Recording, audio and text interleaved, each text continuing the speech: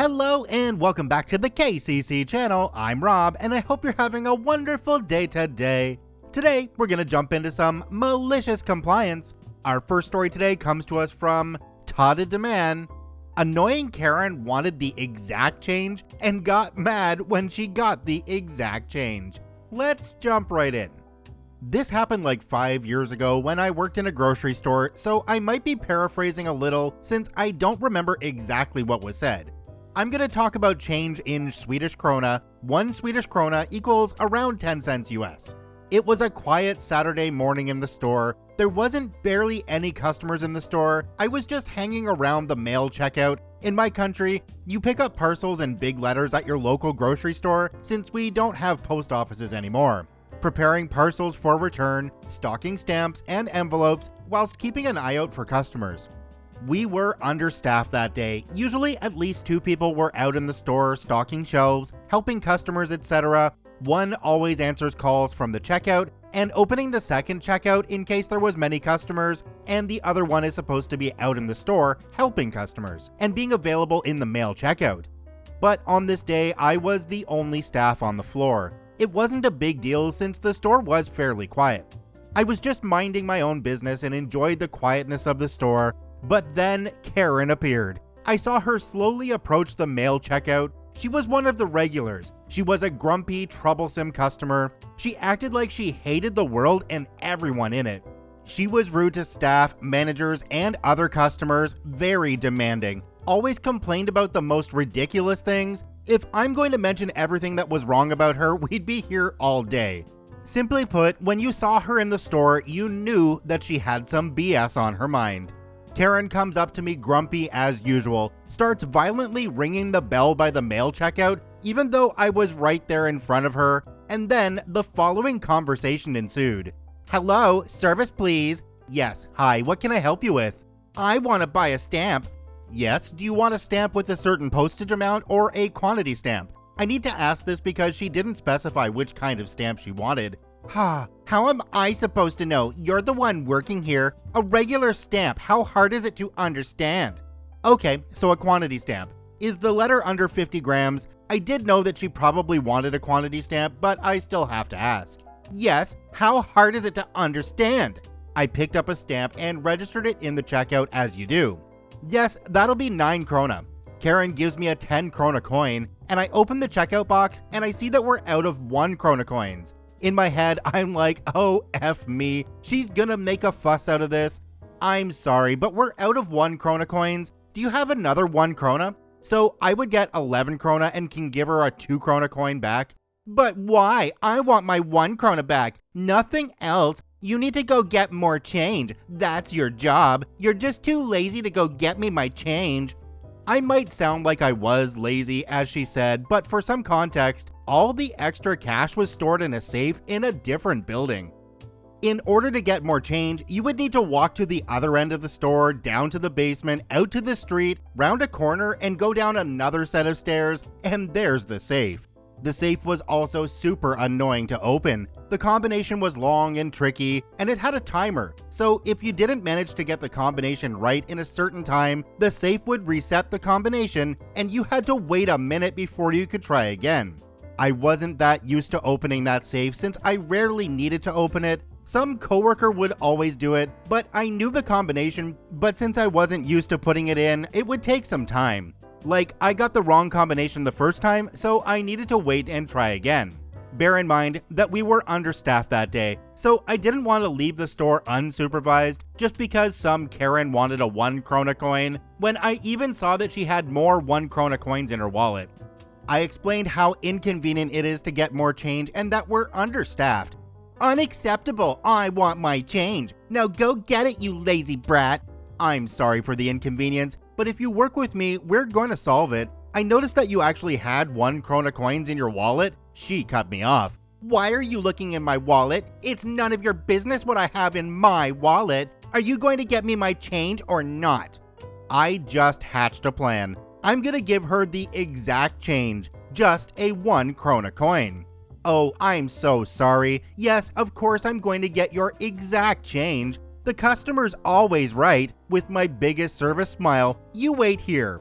Well, finally! So I walked through the store, out the back, down to the safe, struggled with the combination, got it wrong twice. I did eventually get it open, so I took a tube of 1 krona coins, a paper tube with 25 coins, and I opened it, took out 1 coin, and put the rest of the tube in my pocket. I then proceeded to walk back to the store. I walked through the whole store whilst holding a single 1 krona coin, arm extended right in front of my face, walking towards Karen by the mail checkout. A small line had formed behind Karen, and you could hear the line sigh when they saw me coming with a single 1 krona coin. I gave the coin to Karen with a big smile and said, "Here's your change. I'm so sorry for the inconvenience." She looked at me dumbfounded and said, "Thanks, but you didn't have to embarrass me in front of all the other customers. Worst customer service ever. I'm never coming back here ever again." "Thank you. Have a nice day." She then left with a huff. After she had left, I picked up the 1 krona coin tube out of my pocket and filled the cash box with the rest of the coins.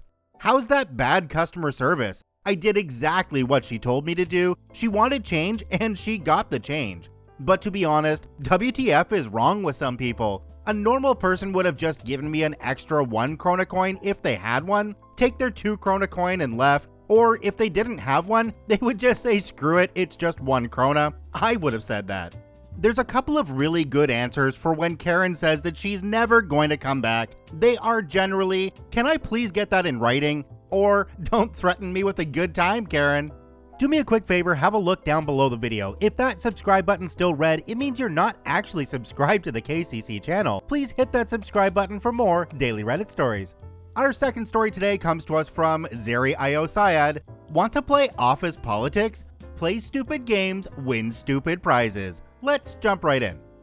Early last year, I started working as a contractor supporting one of the many government agencies here in the US. My job description was pretty simple: act as administrative support for a particular federal employee. In effect, I'm a glorified secretary. I push papers, schedule and file things, and act as a gopher when necessary.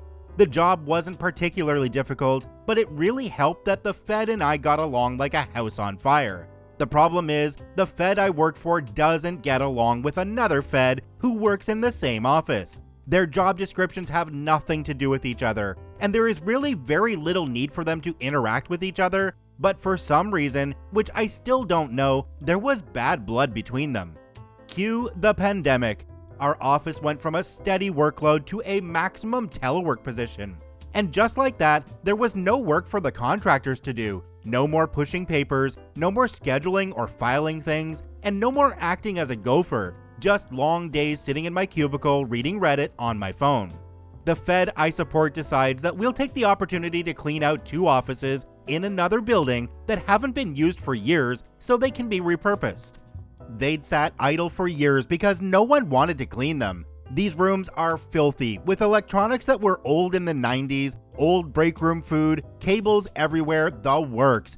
As we get started, I'm happy to be there, as cleaning these rooms means I finally have something to do. Better yet, the Fed I worked for was right there with me, elbow deep in garbage. After the first day, we have made solid progress on one of the rooms, but it took 8 hours of hard labor to get there. I go back to my cubicle to gather my things to go home, and find the other Fed waiting for me. "Where have you been all day?" "I've been in the other building helping my Fed clean out a room." That's not in your job description. You don't need to be helping this person do that." I really don't mind. It's better than sitting around on the government's dime doing nothing. And besides, my job is to support this person. If they want me to help clean out a room, I'm more than happy to help.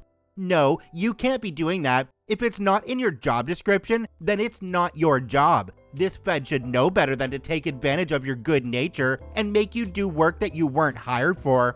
I'm sorry, you're gonna have to take that up with my Fed. As far as I know, my job is to support this person in whatever way they need, including physical labor. We'll see about that. The next day, my Fed and I go back to the other building to work. We're 10 minutes into cleaning when the other Fed shows up with a member of the union in tow. The Fed then rips into my Fed for forcing me to do work outside the scope of my duties, and brought the union representative to back up this opinion. The funny thing was, the union rep had no idea what he was doing there. Neither my Fed nor I are members of the union, and his opinion really had nothing to do with the situation. The other Fed brought him in to use as a prop. To his credit, he seemed to know that because he just gave us an uncomfortable shrug with a look like, I have no idea why I'm here either, and said nothing at all. Rather than fight about it, my Fed surrenders gracefully, and the two of us reluctantly leave the uncleaned rooms behind. A week later, I was sent home after guidance came down from Washington, saying that since there was no work being done, contractors were no longer needed to support the Feds on staff until the pandemic ended. I sat home for about a day before getting a call from my company telling me another division needed me. This would be a permanent change of office, and as long as I didn't mind the risk of COVID, I could start immediately. Fast forward several months to November, I'm happily working away in my new office when the Fed, who had a problem with my helping clean the rooms, comes in to speak with some of the employees in my new office. This person is absolutely livid because the two rooms had finally been reassigned, but still needed to be cleaned before they could be turned over to their new owners. This Fed was called in to work specifically to clean the rooms, despite still being on maximum telework status because there was no one else they could call. All of the contractors who had supported them had already been reassigned, and there was nothing in this person's job description that said they couldn't be assigned to this particular duty. Apparently, it took almost 2 weeks of backbreaking labor to clean out the rooms until they were good enough to transfer. The best part was, this person seemed to have completely forgotten what part I had to play in this little drama, because when they came to my office to complain about the injustice of it all, to anyone who would listen, they stood right in front of my desk to do so. I got to hear every word of the story right from the horse's mouth. Really, OP, if they forgot, you should have just rubbed it in and then thanked them for getting you out of doing that rather dirty job. Our next story today comes to us from Sean NJ222. Evict me without cause and only give me till midnight to be out? No problem. Let's jump right in. So once upon a time, I was living in a not legal basement apartment of an old Hungarian woman's house. I was poor, the place was cheaper than what was around, so I took it. How bad could it be? She was horrific. At first, she was an okay landlady, but then things started to turn. First, I noticed that things were off when I got home from work. Ever get that feeling someone was in your room? That. So I asked her if she'd been in there and she denied it. Then I set up a camera and caught her on camera. Asked her again and she denied it, saying she's never gone into my apartment without telling me. Then I showed her the video and she got mad at me. I worked nights. One time she came in during the daytime and I was there, in bed, naked under the sheets. I woke up when she came in and asked if I could help her. She said no and left.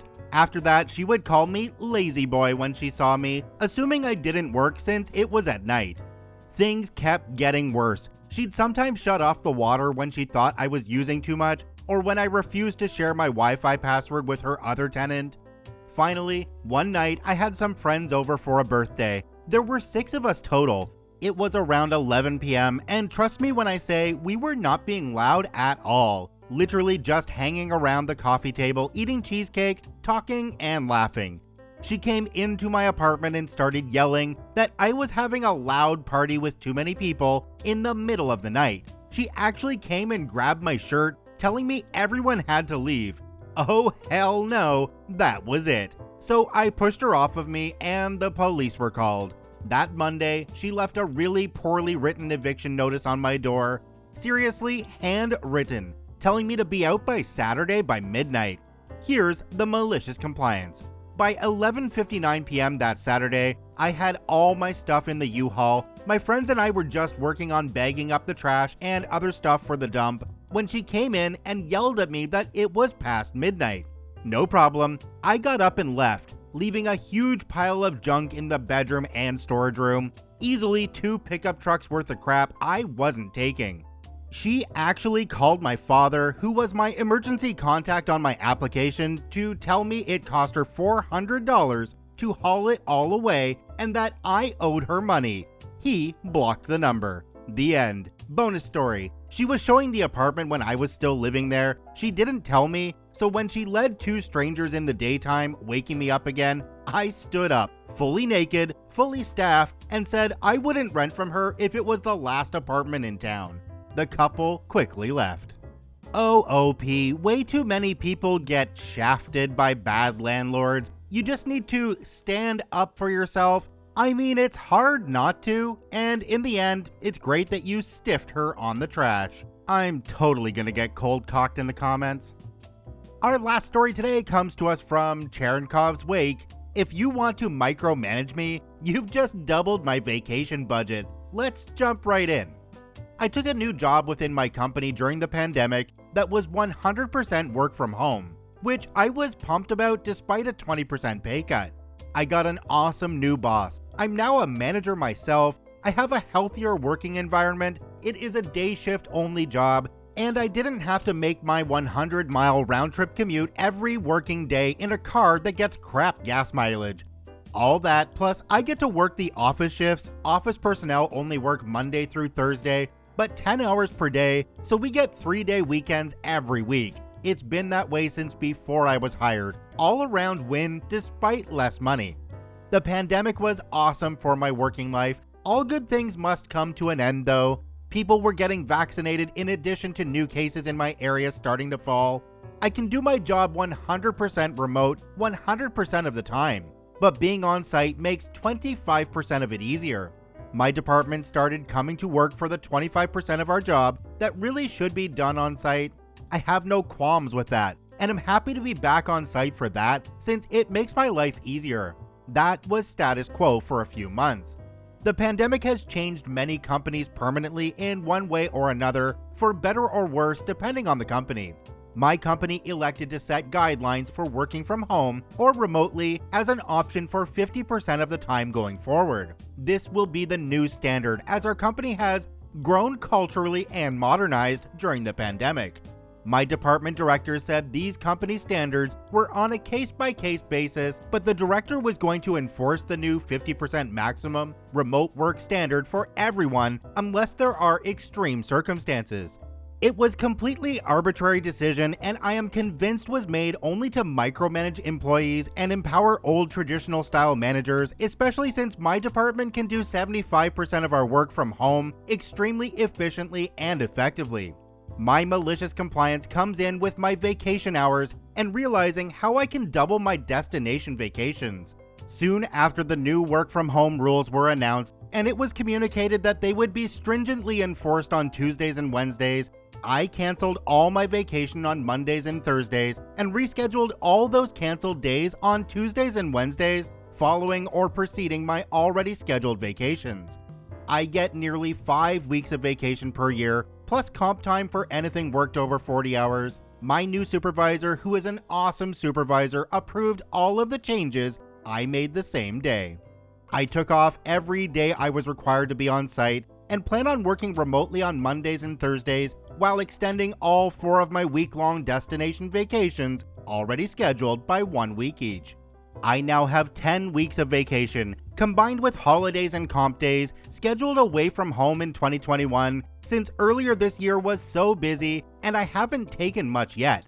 I still have to work on Mondays and Thursdays, but it is a lot more fun to work from the beach or mountains or jungle or desert while visiting family for 4 out of 16 days than only be in a given place for 8 days. Travel on Friday since I already get those off, plus an extra Friday I don't have to take vacation for, plus an extra weekend. Working Mondays and Thursdays also helps me keep up and avoid falling behind, which lets me avoid anxiety on vacation that comes with not working and staying on top of stuff. Yes, I know I'm broken for not being able to enjoy time off. I really like how this worked out. It's not really extra vacation, it's just time spent away is longer, but it's the same amount of time off in the end. Unfortunately, over here in Canada and in the USA from what I've heard, work time and home time really aren't separated as much as they should be. People really should be able to turn off the work brain when they leave work, not think about it at all until their next shift starts, and then when they go back in, just turn back on the work brain and only worry about it while you're there. Unfortunately, it just doesn't work that way. Check out all 4 OPs linked in the description down below. Thanks for watching, have a wonderful day, and we'll see you tomorrow.